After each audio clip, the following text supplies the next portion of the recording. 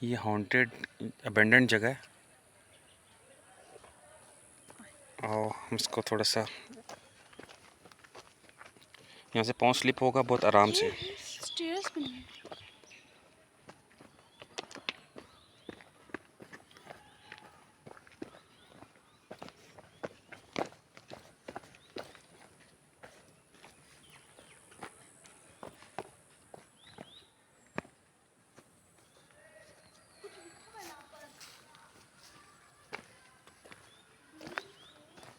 ये मकड़ी ने जाला बना के रास्ता बंद किया हुआ है। पापा यहाँ पर कुछ लिखा हुआ है। क्या लिखा हुआ है? दानियाल लिखा हुआ है। Cottage number 32। कहाँ है जाला? वो उधर साइड पे जाओ ना तो रोशनी में नज़र आता है।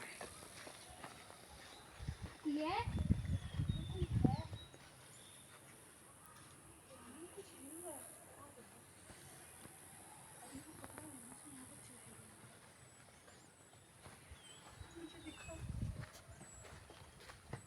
पापा स्क्रीनशॉट भी ले लेना।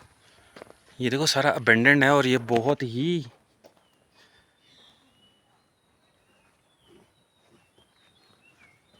अपन तो स्टेयर कैसे चले? सीढ़ियाँ है। मैं तो जाऊँगा। मैं अपना फ़ोन भी ले आती। ये देखा ये अबेंडेंट जगह है और जंगल के बिल्कुल बीचों बीच है। पापा शायद से कोई कंस्ट्रक्शन वर्कर और होंगे फिर कौन से छोड़ दिया होगा वर्क। विंडोज भी टूटे नहीं। हेलो चलें अब इसके अंदर चलते हैं और देखते हैं थोड़ा सा। पापा के साथ साथ मैं बिस्मिल्लाहिर्रहमानिर्रहीम। तो क्या होता है?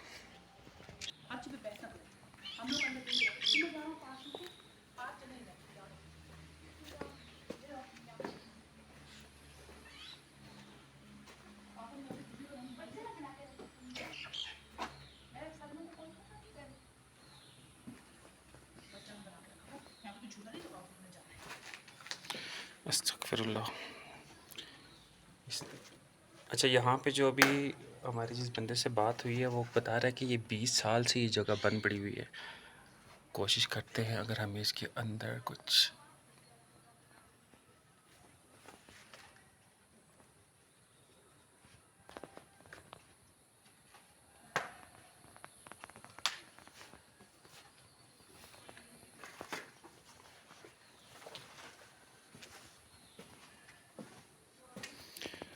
लकड़ियाँ टूटी हुई पड़ी हुई हैं और जैसे सदियों से यहाँ पे कोई नहीं आया।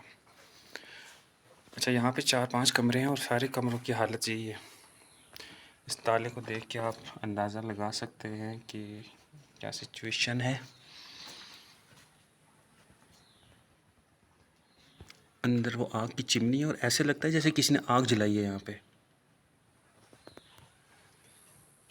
अंदर चिमनी में आग है। ऊपर चल के देखते हैं।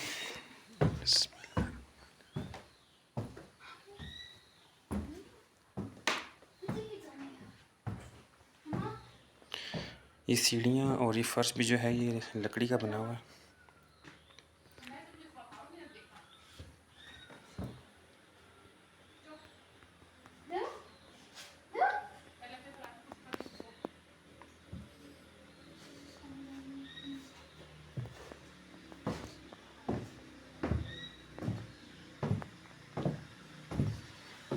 चले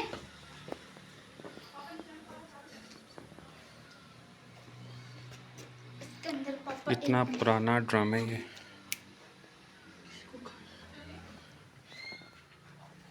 ये फ्रेश किसने खाना यहाँ पे खाया है?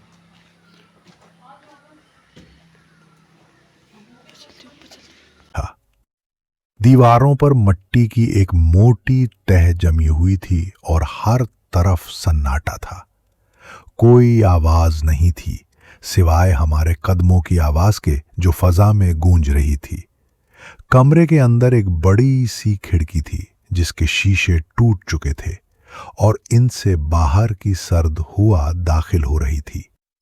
हमने कमरे की तरफ बढ़ना शुरू किया और जैसे ही हम आगे बढ़े हमें ऐसा लगा कि जैसे कुछ हमें घूर रहा हो। क्या तुम्हें भी ऐसा लग रहा है? मेरी बीवी ने खौफ के मारे पूछा। हाँ, ये जगह कुछ अजीब लग रही है, मैंने कहा। हम आगे बढ़ते हुए कमरे के दूसरे हिस्से में पहुंचे। यहां एक मेज रखी हुई थी जिस पर कुछ किताबें और एक लैंप पड़ा था। लैंप का बल्ब टूटा हुआ था, लेकिन फिर भी उसकी हल्की सी रोशनी कमरे में फैल रही थी। किताबों को देखकर मुझे ऐसा लगा कि ये किताबें बहुत पुरानी हैं। जैसे ही हमने इन किताबों को खोला, एक अजीब सी सरसराहट सुनाई दी, जैसे कोई हमारे पीछे खड़ा हो। हम दोनों ने फौरन पीछे मुड़कर देखा, मगर वहां कोई नहीं था। हमने कुछ वक्त तक खामोशी में गुजारा और फिर फैसला किया कि हम दूसरे कमरे का जायजा लेंगे। हमने एक दरवाजा खोला और अंदर गए। कमरा बिल्कुल खाली था, सिवाय एक बड़ी सी आईने के जो दीवार पर लटका हुआ था। आईने में एक अजीब सा अक्स नजर आ रहा था, जैसे किसी का साया वहां मौजूद हो, मगर वो साया वाज़ेह नहीं था, सिर्फ धुंधला था। मैंने फौरन नजर हटाई, मगर वो साया मेरे जहन में गहरे नक्श के तौर पर सब्त हो गया, इसके बारे में न सिर्फ इलाके के लोग बल्कि पूरे जिला मरी में भी बातें की जाती थीं। खानसपुर अयूबिया, जिला मरी, पाकिस्तान का ये पुरअसरार और सुनसान घर मेरी जिंदगी की सबसे बड़ी गलती बन गया, और उसने मुझे हमेशा के लिए एक सबक दिया कि कभी भी किसी पुरअसरार मकाम की तरफ कदम ना बढ़ाओ। हम छठियों पर खानसपुर आए थे और रात गुजारने के लिए एक खूबसूरत होटल में ठहरे थे। एक दिन हमें किसी ने बताया कि खानसपुर के करीब एक पुराना और वीरान घर है जिसके बारे में अजीब व गरीब कहानियां मशहूर हैं। कुछ लोग कहते हैं कि वहां रात को एक अजीब सी रोशनी नजर आती है, और बाज का कहना था कि उस घर में एक पुरअसरार साया नजर आता है जिसकी सुर्ख आंखें चमक रही होती हैं। हमने सोचा ये सब कहानियां हैं, ये कुछ नहीं होगा, तो हमने फैसला किया कि हम इस पुरअसरार घर का दौरा करेंगे। गाड़ी में बैठकर हम खानसपुर के इलाके की तरफ रवाना हो गए। रास्ता बिल्कुल खामोश था और एक पुरअसरार सा सकूत हर तरफ छाया हुआ था। हमें महसूस हो रहा था कि जैसे हम किसी और दुनिया में कदम रख रहे हों। हमने गाड़ी रोककर बाहर निकलने की कोशिश की, लेकिन कुछ अजीब सी सर्द हवा का झोंका आया जिसने हमें एक लम्हे के लिए दहला दिया। फिर हमने आगे बढ़ने का फैसला किया। खानसपुर के जंगल के दरमियान वो पुरअसरार घर वाक़े था। ये एक पुराना और टूटा फूटा घर था जिसके इर्द गिर्द दरख्तों की एक घनी कतार थी। घर का रंग स्याह पड़ चुका था और दीवारों पर मिट्टी की एक तह जमी हुई थी।